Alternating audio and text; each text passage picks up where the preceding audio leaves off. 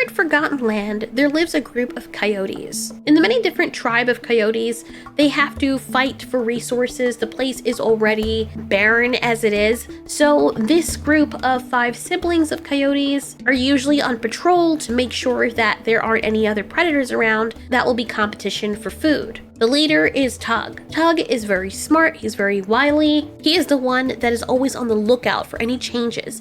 Anytime the land changes, anything that's moved, he understands that sometimes it's the smallest details that you can miss that could cost you your life. It's what cost them their parents' lives. Noticing the shifting land and how there were always landslides and earthquakes is how Tug was able to keep his siblings on the move. The coyotes mostly stay to themselves. Mish, his sister, is second in command. She usually likes going out the longest. And unlike a pack of wolves, these siblings are really close-knit, but they don't necessarily have to stay with each other all the time.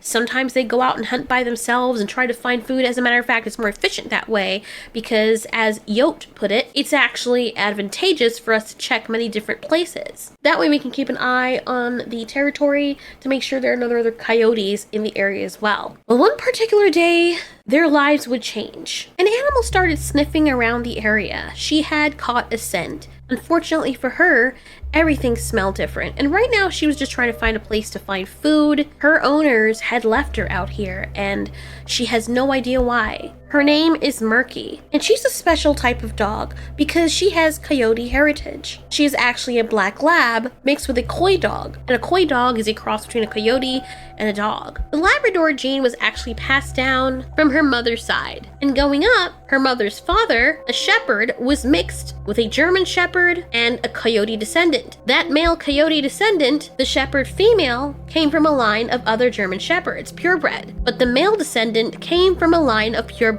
coyotes. So looking at her genealogy, it is clear that that coyote gene has been passed all the way down to Murky. Her owners knew this, but they didn't do their necessary research. So as a puppy, Mercury was always hyperactive and did have a lot of those wild instincts. They always thought it was cute when she was a puppy. She was so adorable. Her little floppy ears would always be covered in some sort of mess until when she got older, she started killing things. Forgetting that she's actually a canine, the owners were distressed because they had let the behavior go on for so long, unchecked, untrained, that now that she's an adult, she's apparently too hard to handle. So they dropped her off in coyote country, thinking that that would be the best thing for a dog that has been hand-raised and domesticated her entire life. Murky thought that this was a test. Maybe her owners did this on purpose. Even though she was very worried at first, she just kept sniffing around the area because she was just enamored with all the different smells. She's never been out like this, and she just waited for her pack to return until it started getting dark. And Murky realized that, wow, my pack isn't here, my humans aren't here, maybe I should go and look for them. And she tried to look for them, but after a while, it just got too hard to track. In the dark, Murky would hear the voice of the coyote pack, many different coyotes as a matter of fact, because the coyote pack we saw at the beginning that I showed you, they're not the only coyotes in the area. However, they are the closest. As it got really dark, Murky got very worried, and she would growl, her hackles would be raised. She was ready to fight and scrap with whatever it is. Because of the German Shepherd and the Labrador and the Hound and the different breeds that she has throughout her history, she is a little bit bigger than the average coyote, but none of that matters because once you run into a pack of coyotes, that is a problem. One of the male members of the coyote pack was going off by himself, and he heard her and smelled her. Like, he notices when something is in his territory. So he goes out and he sees this dog. To him, it's a dog or a rival coyote. He doesn't really care. So he looks over, up and down her, and he goes in to sniff. Of course, Murky has never interacted with a coyote before. She's heard their noises before, but she's never actually been up close and personal with one. Yote quickly snips at her and waves his tail in her face, and of course this gets her going. She's very scared and standoffish because she doesn't know if this other strange smelling dog in her mind means to hurt her. Yote is very playful. He does the play bow wow, and every time she charges after him, he runs away. And she finally gets fed up with it and starts chasing him, and he leads her deeper and deeper into the desert arid area until they go through a settlement of rocks. He lets out a cry, and Murky is so distraught to see the sight before her next. 4 other coyotes are now standing at attention, growling at her and completely surrounding her. Yoda's very pleased with himself because his whole idea was to lead Murky back to the pack. He can't take her by himself. So he led her back to the pack thinking, oh, this is fresh meal. We're already low on food, and this random thing comes in. It's not really a coyote. They know that. So it can be eaten. Coyotes are impartial to eating anything that they can find, so it doesn't matter what it is. As long as they can overpower it, they can eat it. Murky, completely surrounded, is just beside herself, and when she tries to take off another direction, Mish, the female coyote, bites her in her haunches. An all-out brawl ensues, and as she is fighting Mish, the other coyotes quickly come in and take turns biting her and ripping into her. Murky is not going down without a fight. One thing that she knew about herself, and that her owners also knew, is that she was very scrappy. She quickly bit down on Yote's back of his neck and started shaking him around and threw him away. The other 4 coyotes quickly dove in. Dax is very young and inexperienced, so when he dove in, he wasn't aware of her large jaws and she bit down on his mouth. He quickly squealed in pain and used his 4 paws to try and scratch her off.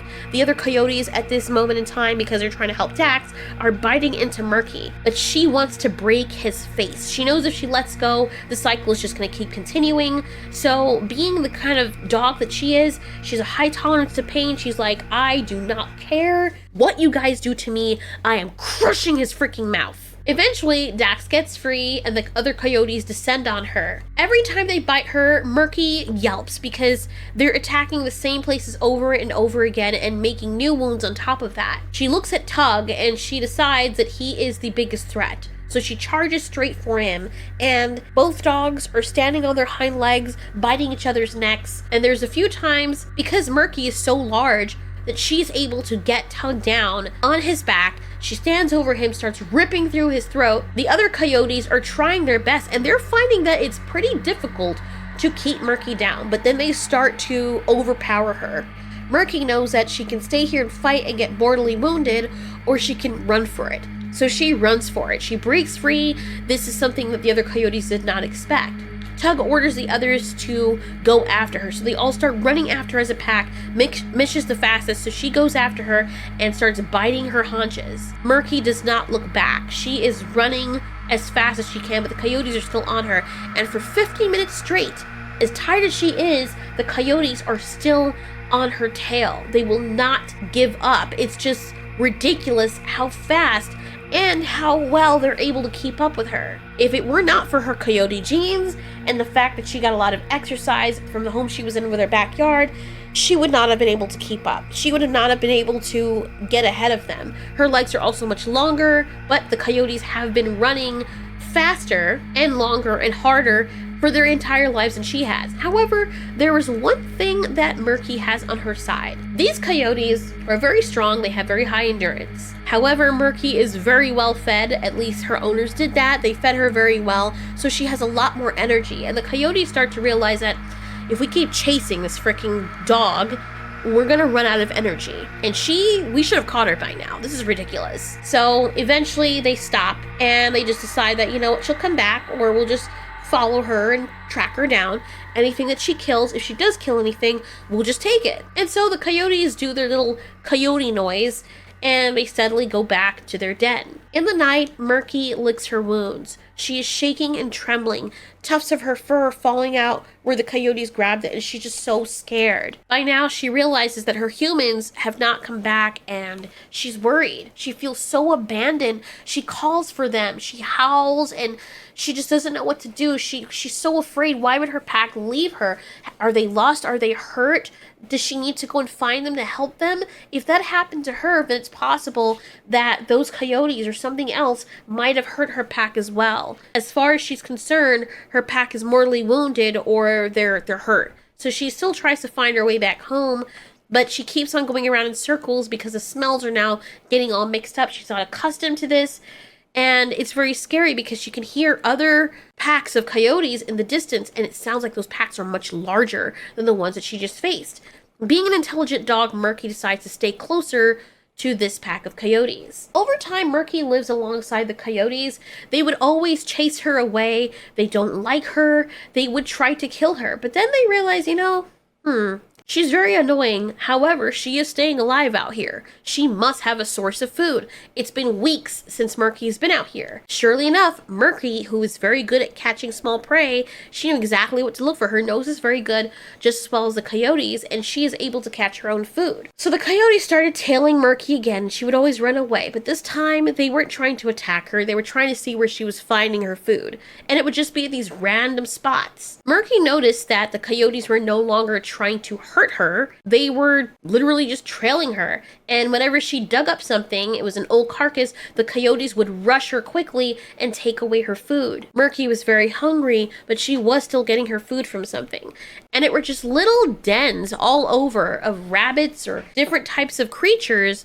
that would live in these areas, and the coyotes knew about it, but for some reason they couldn't catch it. Murky was an expert at this. About 2 months later, something strange happened that Murky never imagined would. The coyotes probably didn't imagine it would either. Murky went into heat, and this was something that the male coyotes just could not resist. They started acting right around each other, and funny enough, she did have that weird coyote smell. It was in her genes, but more than that, she had that female dog smell. Now, they still considered her to be food, but there were mannerisms that she had that were very coyote-like. And so against all odds and just from pure luck, Tug took a liking to her. Murky, of course, did not trust him. She did not trust his pack. But when they did surround her at some point, she was prepared to fight. They just sat around and let her get comfortable. She would charge at them, but not bite them, and would always keep her teeth bared. Eventually, Tug would catch some food, as they do once in a while, and instead of eating the food or sharing with his pack, he would growl at the others and then lead the female to his kill and have her eat it. When enough time has passed, throughout the mating, Murky started to find her behavior very odd. Despite what she felt, she started getting playful with Tug. She would do the play bow with him and bounce him with her body. Tug would also play back in return, but he was constantly fighting his urge to kill her and see her as prey or competition and to mate. And eventually, the mating side won over, and Tug mated with Murky. The plains are still very barren. After Tug and Murky had their litter of pups, it is understood that the rest of the pack now has to pull their weight. Something that Mish is not too happy about. Since the land has been very barren, Mish has been the one to accompany Tug, and even though they are siblings, they had become a mated pair. Resources are so limited that there aren't a lot of coyotes to go around, and the other pack that's actually an offshoot of their family is very aggressive. Where they used to have a tight-knit family unit before, now everyone is competing with each other. And their pack, the family that they left, they now have their own new set of puppies to deal with, so they can't afford to share with them. And unusually, it's as though that pack of family members who are related to their parents don't even recognize them as family members anymore. And then there's another pack of wilder coyotes that were migrating from another area. This place used to be chock full of stuff, but the resources are just about run dry. Murky has recognized this, and she stays home nursing the pups. She tries to go out hunting for the pups, as is normal for most domestic dogs to do. Whenever she would try to leave the den, Tug would go in front of her and basically question her, like, what are you doing? You stay and you nurse my children. I go out and I find food. The rest of us are responsible for protecting the den. Not to mention, there's been a female coyote that has been prowling around the area. She smells as though she's just given birth to pups as well. And if anything, she will try to not only take food or resources from her area, but if she has the opportunity, she'll quickly kill our pups. Understandably, all of this is a culture shock for Murky. Even though she does have a coyote background, she hasn't actually grown up with coyotes to understand the dynamics. But she quickly falls into the step. Truvai is the oldest puppy. His name means lucky find. But Bruin is the most dominant. His name means bear. As Murky is sleeping, her two pups, Truvai and Bruin, are always battling with each other. Truvai used to be bigger, but as they grew, Bruin would monopolize all the teat, and he would compete with Truvai. Sandbar was not even on the radar, a very mellow pup. A sandbar is a type of woodland deer, and so his name fits perfectly, because even though he is elegant, even as a pup, and majestic, he is very quiet and keeps to himself. Millie is almost a spitting image of her mother, and being raised with 3 brothers, she kind of goes along for the ride, and later on in life she will try to prove herself. And now, it is later on in life. The puppies are now old enough to leave the den and go outside the den. Murky has been leaving the den as well under the care of Tug's other siblings. Mish is not too pleased with these dogs, as she calls them, because in her mind, they're not really part of the pack. She was the mated female, but her pups died. Coyotes will usually disperse from their pack when they get old enough. These are very strange circumstances, and Mish and her siblings ended up staying together. Being very close to Tug, she mated with him because he was what was around. In coyote nature, they don't have the same morality as humans when it comes to incest. So when she came into heat and there were not many other options, Tug, being the dominant male, mated with his sister Mish without a second glance. The pups were healthy when they were born, but unfortunately, because of the low resources that they had, Mish could not feed them. She just simply wasn't making enough milk. This crushed her, and she lost all 6 of her pups. Whoosh and Dax would help to watch the pups and to guard the den while Tug was away looking for food. Yo would also do his own exploration. He was very wily and mysterious, and if he found any food, he would often bring it back. But most of the time, he was a transient coyote and would be gone for days even after the rest of the pack would come back. He loved watching the world around him. He loved spying on the other coyotes or other animals, and he would even venture very far into human establishments. One day, Yote had happened upon a little terrier mix. It was a very small dog, about a third or a fourth his size. She was very wary of him and very scared. A huge gate separated them, and he would always call out to her, pacing back and forth the gate, watching her, wanting her. After a while, they became friends. Yote would talk to her, learn her language, and having never been mated before, the little female dog became infatuated with him. Her name was Ellie, and she explained everything about her lifestyle. Yote would just eat it up, just lying down, almost as though he were a human, lying on his stomach and putting his chin in his hands and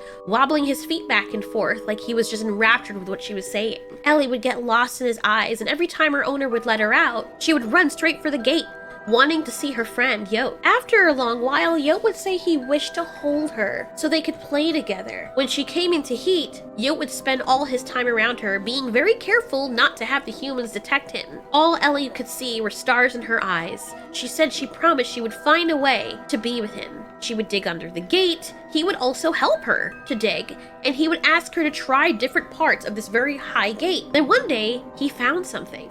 He said, "Look, there is an area from inside your house that I think you can get out. It's a window, and it's partially open. If you can get up there, you can actually jump out, and it's quite a fall, but you'll land right here on this old mattress," which he dragged right under the window so she wouldn't get hurt. Ellie thought that was a great idea, and so she waited until her owner was asleep. The window was open because it was very hot there. It's like a desert area. There were fans blowing, but the window was hardly ever closed. But it was open just enough that she could fit through, and she was able to climb up on the counter somehow. Yote even was wondering how in the world she was able to do that. And she was able to put her paws on the windowsill and just fit her head through. Yote would be right outside waiting for her right by the mattress. And he would say, "If you come down, we can be together." His eyes were just dreamy and he was handsome. And she just thought that it was so cool that this large, wild, vampiric dog was just in love with her. Poor Ellie not realizing that if they mate, the pregnancy might kill her because the pups will be way too big for her to carry. But she wasn't thinking of any of that.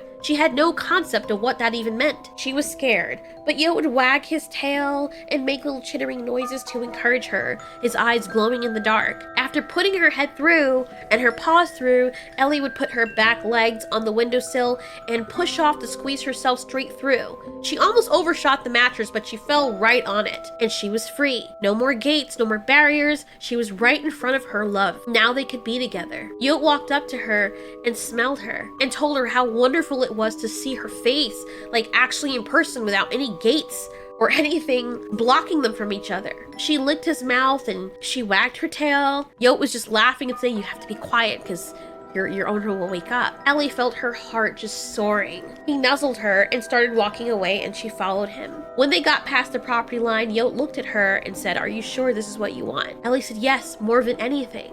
"Okay, as long as this is what you want." And he would walk off towards the brush with his new love, right before grabbing her in the back of her neck and shaking her so hard that her neck broke. But this didn't kill Ellie. She was still alive. She was still alive long enough to feel the horror of her suffocating, to feel the betrayal of who she thought was her lover, killing her and cutting off her airway. After he carried her to the brush, Ellie was still thinking to herself, maybe it was an accident. Maybe he's not really trying to hurt me. Maybe he just didn't know his own strength. But when Yote gets to the brush and he finally sits down, he lays down on all fours and starts ripping into her flesh as she is still alive and dying slowly. Poor Ellie can do nothing. She can't even cry. And after 5 agonizing minutes of him eating her, she passes away. Most coyotes wouldn't play this game. They're just in it for food. They're just in it for survival. If any of the other coyotes had gone out and killed other animals, which Tug and his siblings have done, they do it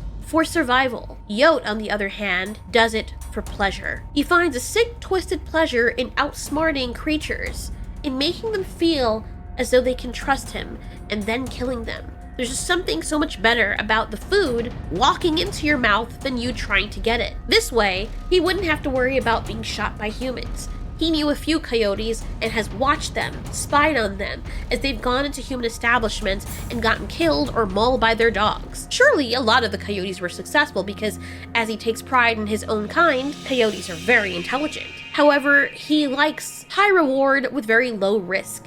He finds a certain pleasure and nuance in being able to outsmart his prey. And so, he usually preys on female dogs, especially ones that are still intact. He will have a rapport with them, walk around the neighborhood, get to know them, bring them little morsels of food to push through their fence. Even in the open areas where there are no fences and the dogs are let outside, he will still not attack them, but he will wait for them to follow. Yote always selectively picks the females, though, that he will get because he knows he'll have to be able to overpower her. But there is one specific moment in his life that he just enjoyed. He relives it every time. It's his best, most grandiose adventure ever. It is his most successful and proud moment. His victim, his amour's name was Candy, a young collie Labrador mix. Yote would watch her and would see her walking around her yard. No fence, no shock collar, nothing. She would see him at night and he could smell her from a mile away because he's been around there for a few of her heat cycles. And the crazy thing is, he's even mated with her. They even had a puppy together. Candy considered him the father of her child. And there is a time, or several times, when Yote would come and bring food. This explained why he was gone from his pack many, many days. It was usually when he was out on these expeditions and mating with these females. Candy had no idea she wasn't the only one, but at the moment, around this time, she was the only female. But Candy was very loyal to her owners and she would never leave the yard. When her puppy was about 10 weeks old, he would come out in the yard with her. She was very wary around Yote with the puppy and would not let him get close. But he understood and would always keep his distance and bring them trinkets. And after a while, Candy just got comfortable and she started playing with Yote. And I mean, they've already mated. It's not like they haven't already touched each other. She was way less wary of him when she was in heat, but she decided to go with him. And so they would go across the arid landscape together, just playing and having fun. And he would lead her to a beautiful area where it was very rocky. And it looks as though water had gone through the area before. And Yote would tell her about the history of the land. Whenever Candy would hear other coyotes, she would get very scared and skittish and want to run back home. But Yote always promised that he would protect her. So she stayed with him. Meanwhile, their son was back at home, missing his mom. She would sit by Yote and they would lie down together and groom each other as they looked over the horizon and just see the wide open landscape. Candy would always relax with him and they've kind of become companions with each other. And whenever she'd get up to leave, he'd walk her back home and make sure she got home safely from any coyotes. They never had an argument. They were never mean to each other.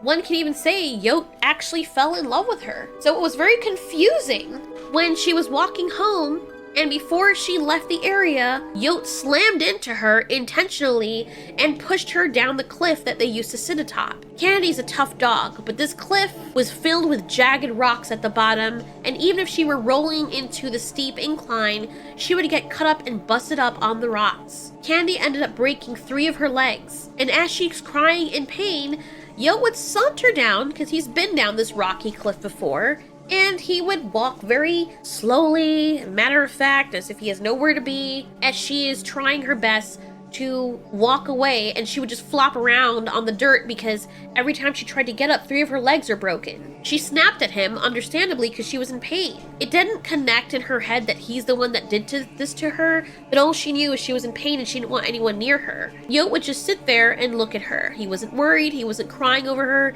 he wasn't trying to groom her, he wasn't getting help. He was just watching her just flop around there until she stayed still because she couldn't go anywhere. She would just whimper. All Candy wanted in that moment was to go home. Yote would get closer and Candy would keep snapping, and they would play this game where he would try to get close to her. He would tell her, look, I just want to help you. But Candy couldn't understand anything he was saying. There was still also a language barrier there. She would pick up little things that he's saying, and she would get the general gist of it, but in this state of mind, she couldn't understand or comprehend anything. And he wasn't trying to make himself understood. He would just watch her with those enticing devilish eyes. And every now and then, he would bite her. She would snap at him, and now she was scared because she knew now he was trying to hurt her. He was trying to eat her. So he'd play this game of nick and duck. He would nick her, or bite her, or nip her. She would snarl at him, all the while trying to crawl back home. Every time she would get up the slope a little bit with her broken legs, he would wait for her to get halfway up, and then he would grab her tail and drag her back down. It was a game to him, watching her crawl towards the direction of her home. He would bite her, and eventually she would get too exhausted to move, and Yote would move in for the kill, eating her very slowly, keeping her alive long enough so the meat can stay fresh. When Candy didn't come home, Yote did return to her home. His son was still out there, and the son had become accustomed to his father being there now, so he wasn't afraid of Yote. The son would want to know where his mom was, and Yote would just reply, I don't know, and he left. He left to go back and be with the pack, and eventually he would come back and kill his son as well. Yote didn't just take pleasure out of killing those he tricked, but eating them. That coy dog pup, in his mind, was not his blood. It was his prey that he cultivated. He was so proud, because Candy was the biggest prey he's ever taken down, by sheer will, patience, and outwitting her. She didn't even know she had been part of the game. With all the other coyotes around doing this to survive, none of them had any idea what Yote was doing. They knew he was a killer, and that he loved to hunt and kill, but they had no idea to what degree. But Murky always had an eye on him. She didn't like the way he looked at her pups, and every time he tried to get close, she would snap at him and warned him to stay away, something that Mish did not like.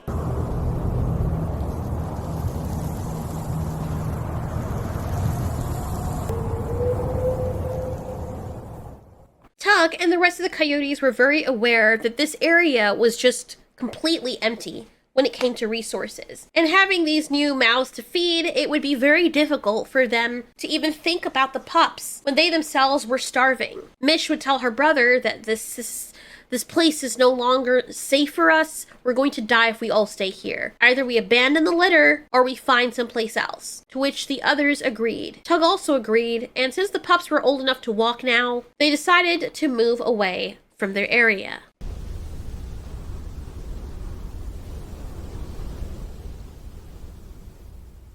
They went to another area of the desert lands, and Tug was relieved, because funny enough, there were sections of this land that had a little bit more vegetation. It was still pretty arid, but it had more resources than the previous area, and also less competition, which was very important. Unfortunately, Billy, the female pup, did not make the journey. The 3 boys, however, were still strong, although they were very hungry. Murky would go out with the pack, with the 3 pups in tow, and they would try to find food. They would feed on rodents, desert rabbits, foxes, and other things. Most of these creatures would go to the pups. When Mish went into heat, she wanted to mate with Tug, but at the moment, he was too preoccupied with trying to provide for the pups they already had. There's still barely enough food, he would tell his sister. We have to concentrate on these pups right now. Murky also agreed with this. Murky isn't necessarily monogamous, as most coyotes are, but in Mish's mind, she glared at Murky and she thought it highly disrespectful because technically she and Tug were a mated pair before Murky came in. Murky shouldn't be telling her anything, but Murky was now the alpha female. Mish feels as though she has unfairly been pushed out of that role. So one day, when the pack was out hunting, Whoosh was watching the pups. Mish came back from the hunting party very, very early. They weren't exactly out as a pack. Tug and Murky were together, but the rest of the coyotes kind of radiate out from the den and go on their own explorations to see if they can find anything to bring back for the pups. Mish came back early, and when Whoosh saw her, he stood up, basically eyeing her down like, "Where are you going?" Mish, walking up to him, would threaten him, putting her head above his and baring her teeth with her mouth open. Whoosh, recognizing her as the alpha female, would move aside and would simply just watch as Mish walked up right to Trouvaille and snapped his little puppy neck. When Bruin and Sambar saw this happen, they smartly ran for the den. Mish went straight for them, but something erupted in Whoosh because while he recognizes her as the alpha female, he was not expecting her to kill one of the pups.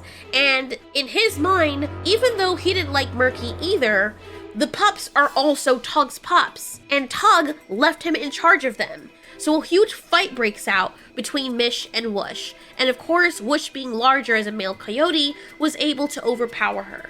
But Mish was very furious and very fierce, and she would continue to keep going at the pups. It would be a bloodbath, as Whoosh and Mish fought so hard that they both had really horrible scratches on their face. Dax and Yote came back, and Yote, of course, was looking at the carnage, and he's like, what is happening? And he would see the puppy lying on the ground. So he's like, you know what, we need to get rid of this evidence, because if they see that this puppy is lying here dead, they're gonna know it was you, dude. So he goes to eat the puppy to get rid of the evidence. Dax is watching, and he is just completely floored by this, because this is not something that's supposed to happen. This is not what the pack is supposed to do. Mish is sitting there like, yeah, eat it. And at that moment, Murky and Tug return, seeing Yote eating their pup. Yote stops midway and looks at them with half of the pup's body hanging out of his mouth. The rest of it's like gone. Tug just stares at him because he can't believe this is actually happening. He can't believe that his brother is eating one of his puppies and the rest of the pack is just sitting there and watching this whole thing go down. So Tug immediately starts attacking Yote and a fight breaks out. And of course, Murky sees this,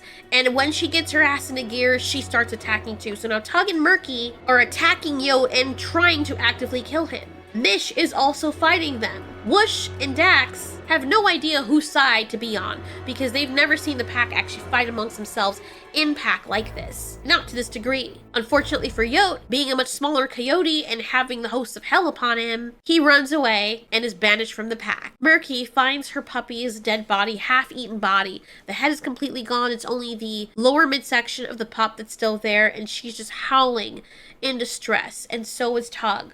These are still his puppies. Bruin and Sambar run to their mother. When Mish moves, Murky gets up and she immediately starts growling at her. Bruin and Sambar tells her that their aunt tried to kill them. Their aunt is the one that actually killed Trouvaille. Murky already knows this because she could smell Mish's scent on her pup's body, and she chases Mish. Mish does fight her back though, but Murky is much larger. Using her body weight and using her two very powerful front legs, Murky grabs Mish and throws her down onto the ground, and then grabs her by the neck and starts shaking her vigorously. Tug is torn, however, so when Murky feels Tug tackle her off of his sister, she's very confused. Tug is mad at his sister as well, but he doesn't want to kill her. After all, they were technically a mated pair, so they have that special bond between them. Tug tries to explain that maybe, he should have mated with Mish as well. They had lost pups, and it's not fair. When it comes to survival, it's okay if there's less pups anyway. And Murky is just beside herself. She can't believe what she's hearing. All of a sudden, she is painfully aware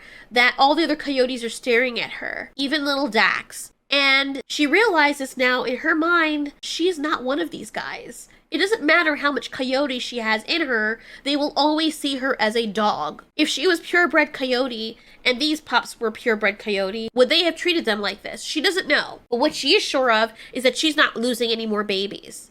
So she tells her puppies, come Bruin, come Sandbar, we're leaving the pack. Tug goes after her because he doesn't want her to leave. He actually cares about her. She's like, she's a good addition to the pack. She's a good hunter. But Murky's like, no, I can stay here and risk losing all of my offspring, or I can leave and help them survive. Tug doesn't want her to leave because she won't survive out there on her own. What's she gonna do without a pack? To which Murky reminds him very quickly she was doing just fine before she was a member of their pack. Mish mocks her and is very happy that she's leaving. She makes a veiled threat about killing her puppies if her puppies need something. Wish and Dax are just looking back and forth between them. Dax doesn't want Murky to go. In his mind, she's become a member of the family, but it is what it is, unfortunately. He has to stay with his family. Before Murky even gets a few yards away, Mish goes up and licks Tug's mouth. And since she's actually in the mindset right now, her body's actually ready to mate, she coaxes him into mating with her, which he does. Murky is so happy that she's leaving because these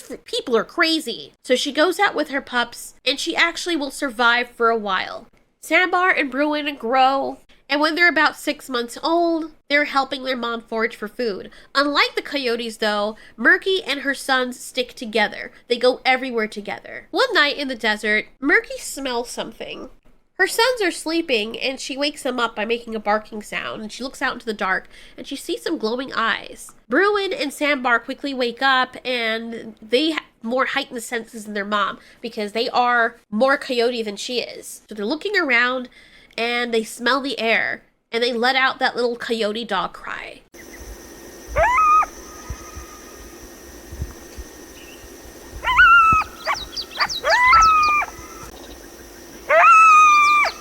Sandbar alerts his mother that he recognizes the coyote as Yote. Yote has been trailing them. Murky knows exactly why this is happening. Yote is probably here to exact revenge, to eat her pups, which are now much bigger, but he is still considerably bigger than they are. When Sandbar and Bruin grow, there's no doubt that they will probably be bigger than all the coyote pack. Murky growls and barks. Bruin also barks, and his hackles are raised, his head lowered, ready to fight. Sandbar is more of the shy one, with his ears back and his tail in between his legs. He is in a defensive posture. Yote knows he can't take them. He's merely spying on them, and he has made himself known for a reason. He simply watches them before bounding back off into the horizon. The next time Sandbar, Bruin, and Murky would see Yote again, it would be a very surprising event, because he wouldn't be alone.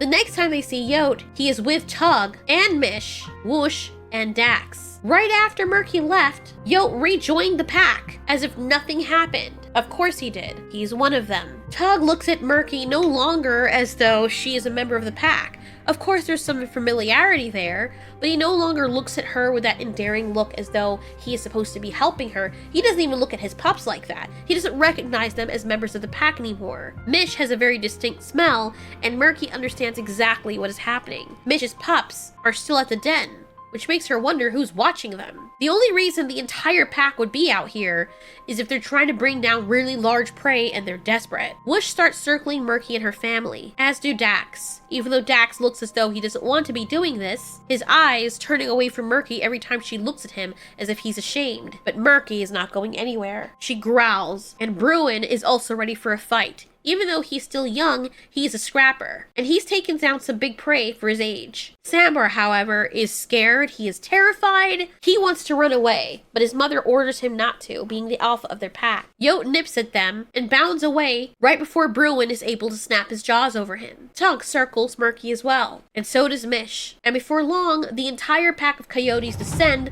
upon Murk and her children. Murky immediately goes into aggro mode. She charges after Tug, who runs away from her, leaving her pups open. He does this on purpose, to draw her away from the pups, to divide them and keep them apart. Mish charges in alongside Whoosh, but what they're not prepared for is Bruin. Bruin has a strength of 2 coyotes, even at his young age. He is not as big as a full-sized coyote, but he is strong and very muscular. As Mish charges into him, he meets her with his teeth, and grabs her mouth and thrashes furiously. Mish whimpers and tries pawing at his face so she can get his jaws off of her mouth. Dax bites his haunches, and Whoosh bites his neck, trying to immobilize him. Every time one of them tries to bite Sandbar, he runs away, but he moves in trying to help his brother. He goes in to bite Mish's neck. The other coyotes charge after him, sending him away. Sandbar is just making noises and running around trying to distract everyone, which is not working. Bruin manages to fight them off, and there's an all-out brawl. Murky overpowers Tug momentarily before he gets back on top of her and thrashes her neck.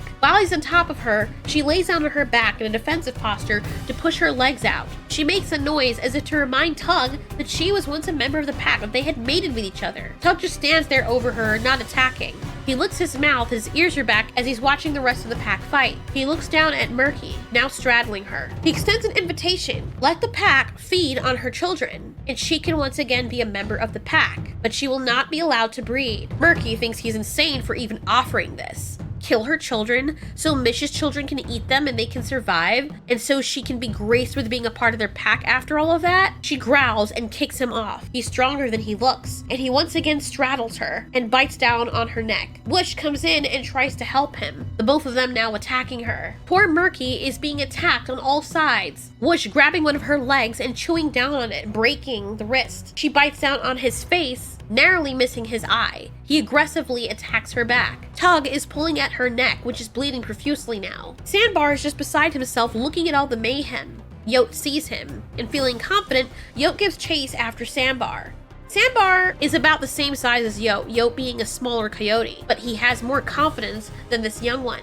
And so when Sandbar sees his uncle giving chase after him, of course, he runs away, leading him away from the fight. Yote's sense to serial kill overcomes him, and instead of staying with the pack, he breaks away from them to hunt down Sandbar. Feeling the passion in his loins for another kill, to outsmart and outwit his prey, is what drives him to continue. Dax and Mish are still fighting Bruin. Bruin once again grabs onto Mish's mouth and chomps down on it hard, scratching at her face and kicking at Dax, who was behind him. Dax has become his own good fighter, but Bruin is much stronger and much faster than the both of them combined. Mish cries out a horrible cry. This grabs Tug's attention, who quickly stops attacking Murky and looks up to see what's going on with his sister/mate. Murky uses his opportunity to kick him in the balls and grab at his throat and chunk down. She launches herself off the dusty desert floor and gains the upper hand on top of him. Wish tries to break her off, but being crazed, she has no will of stopping now. She quickly chomps down on Whoosh, who jumps out of the way, before chomping back down on Tug.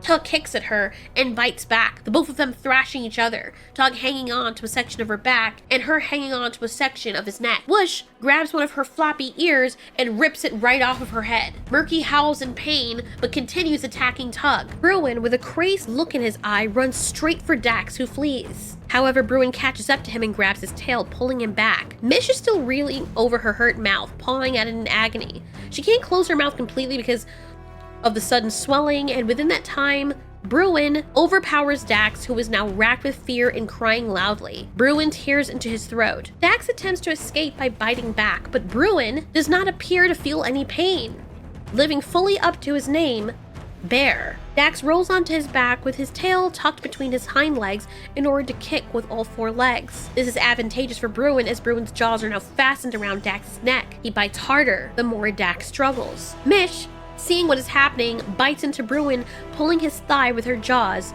which she cannot use at full capacity. Realizing this is having no effect, Mish runs circles around Bruin and tries to use her front paws to shove him off of her little brother. Bruin's body quickly gets shoved to the side, but his jaws remain clamped very tightly around Dax's throat. Mish then aims for his eyes and tries to bite down on Bruin's face. But every time she aims for his face, the young coy dog thrashes his head violently, which causes her to lose her grip and does more damage to Dax's throat. Eventually, Dax stops moving and dies from suffocation. Mish is maddened by this, but Bruin, realizing he has killed Dax, quickly turns his attention to Mish, his ears pointed backwards, his eyes alight with fire, and attacks her full on. Mish fights desperately and angrily, understanding full well that her pups are depending on her back home. So Mish calls out to Tug for help. Murky is losing her stamina, but she is still fighting, and eventually Whoosh and Tug are able to immobilize her. However, when Tug sees that Mish is in trouble, he quickly leaves the fight, unclenching his bloody jaws from Murky's bloody neck and leaving Whoosh to it, while going towards Bruin. Mish is still fighting Bruin, but she is using mostly her paws because her jaws are damaged. Bruin sees Tug coming straight for him, and when Tug runs for him, he quickly stops, kicking up dust as he slides to a halt. Bruin lowers his head. His jaws are also bloody and dripping. They circle around each other momentarily, father and son. It's unclear whether or not Bruin recognizes Tug as his father, but Tug does remember the smell of Bruin. Bruin had a very potent smell, and he still does even now. Even though the pup is only 6 months, he wears his skin and moves like an adult. Tug quickly looks over to where Dax's dead body is lying. It is unbelievable that his son, a young coyote, well under a year, was able to dispatch Dax, who was still bigger than him, while also fighting off his sister. Tug is wary. Bush is still fighting Murky, who has reinvigorated herself and gets up and starts fighting him. She snaps her jaws towards his face and quickly runs to be beside her son. Bruin and Murky alongside each other face off against the 3 coyotes. Tug realizes that they're now outnumbered. Even though he still has Whoosh, Tug can feel the tiredness in his bones. And Mish is a nursing mom with a damaged jaw. Bruin still looks like he is ready to fight the entire pack 3 times over. Murky is exhausted, but she will die before she gives up a fight. Tug lets out a coyote call, and he calls the rest of his pack away. Mish is very angry about this. Her eyes flash with rage as she quickly charges for the throat of Murky, who grabs her mid-air and slams her down. Mish overpowers her and bites her in the neck. Murky is so weak from the fight with the 2 males that her muscles just can't take anymore. Right now she is mostly bark and less of a bite. Even with Mish's damaged jaw, Mish thrashes her head to and fro while holding Murky's leg and then neck in her mouth, a natural movement that now gives her so much pain. Mish is quickly dragged off of Murky, something hanging onto her tail, and at first she thinks it's Tug, telling her to stop the fight, but to her horror, it's Bruin, her nephew. He bites down into her tail, feeling bone crack. Putting one of his paws on one of her hind legs, he grabs onto her foot, keeping the thigh stable, and then pulling upward, causing Mish's back leg to break, or at least dislocate. Mish cries out. Tug and Whoosh quickly charge after him and snap. Bruin doesn't back down and is ready to fight them all. Murky stops him. She knows, looking at her son, that he will die before giving up a fight. He will fight himself literally to death. He is bleeding, and because of his stance, it's hard to see exactly how hurt he is. He's not limping, but all of them are. Mish realizes she's too damaged to fight. As much as she hates Murky, she limps away, with Tug helping her. Whoosh looks back at them, relieved to stop the fight. He lets out a call, waiting for Yote to join them. They had been calling for Yote, but he was nowhere to be seen. Whoosh, Tug, and Mish head back to their den. Murky licks Bruin's face, and this is when she realizes that Sambar's missing. Sambar still being chased by Yote, being chased to the same area where Yote had killed Candy. He has an idea. He knows that Sambar's never been here. If he can chase him to the same cliff area, he can kill him quite easily, since the pup is so stupid and cowardly anyway. Yote chases Sambar right into the area of the cliff. As Sambar looks over the cliff, he realizes that it's cut off, and he tries to run past Yote, who cuts him off and tries to get him to go for the cliff. Sambar starts making a very loud coyote noise. Yote knows that his family isn't coming to save him, at least not anytime soon, because his family's too busy fighting, and they're probably losing that battle anyway. No one is coming to help you. You're all alone. Sambar charges into Yote at a last-ditch effort, and Yote quickly fights him, invigorated by his desire to kill this pup. Yote grabs him by the throat and quickly throws him down, beating him with his paws, causing Sambar to jump back, realizing that he is not a fighter. He can't fight Yote. Even though Yote is a smaller one of his pack, he's still definitely a better fighter than Sambar. Sambar cries louder still. As Yote inches forward, Sambar cries more. And the more that Yote goes closer to him, is the louder he cries. Of course, Yote is wondering, what is wrong with this idiot? And he prepares to charge into him. But first he tells Sambar to sit down, so Sambar does. Yote flicks his tail, the desire growing within him to throw Sambar off the cliff the same way he had Candy. But then Yote hears something. It's a growling noise behind him. At first he thinks, oh, probably Murky. But when he turns around, he pisses himself when he realizes what is standing before him. What he quickly realizes was the reason Sambar had been crying so loudly.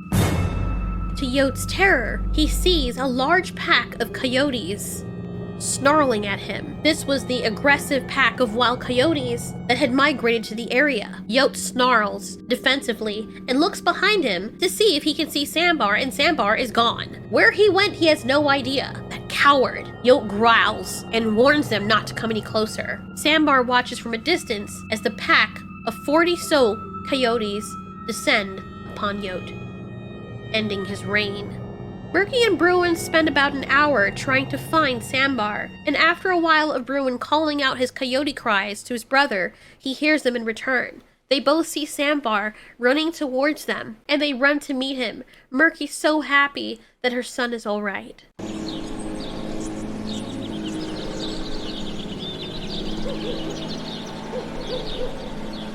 Now yearlings, Bruin and Sambar are successful hunters, and they take very good care of their mother. Murky and her sons are now officially a pack. As they're passing through the suburbs, Murky having never found her family again, in the late evening, they find food out of garbage cans. Murky has also had her share of neighborhood pets. After living in the wild and dealing with what she's dealt with, she's more coyote at this point in time than she is dog. Sambar has come out of his shell, has a beautiful coat, and is now more confident than he has been. Although, just like his Uncle Yote, he has an eye for keenness and often outwits his prey. Bruin, however, uses brute force. He's almost been popped a few times after raiding people's farms or pets, never trying to hide in the shadows and making himself bigger than life. As Murky and her two sons are scavenging, they smell something. All their hackles are raised. Bruin immediately steps in front of his mom to protect her. Murky stops him as they see who comes around the corner. It's a familiar face. Whoosh. Whoosh stops as soon as he sees them, recognizing them. Tug also stops, and in tow, 3 young adult coyotes are by their side. Mish is nowhere in sight, and Murky understands what has happened. Although she'd never have it confirmed, the fact that the mother is not there must have meant that over time, Mish could not hunt and was unable to sustain herself. Or maybe she got injured again. Whatever the reason was, her 3 pups did make it, and they carry on her legacy by looking very much like her. These 3 pups would never know Murky or their cousins. Tug looks at Murky, who eyes him back. They seem to have an unspoken understanding. Tug chatters something to Whoosh, who leads the pups away. Tug walks in the other direction with his pack, away from Murky and her pack. After looking at her, he bends his ears and swivels them, hearing something else, loses interest, and walks away. Murky loses her defensive posture, and so does Bruin as he watches as his father and his half-siblings walk away as well. Sambar is relieved, but because of Bruin's efforts that day, the word would spread about Murky's pack. Later, Murky would die, and Bruin would become the leader of his pack. He and his brother would go on many adventures until finding their own females and starting a pack together. Bruin's line of coyotes would last a very long time, and eventually, his genetics would later end up in the line once more with the domestic dog, which would foster a healthy and warrior-like descendants of coy dogs. The end.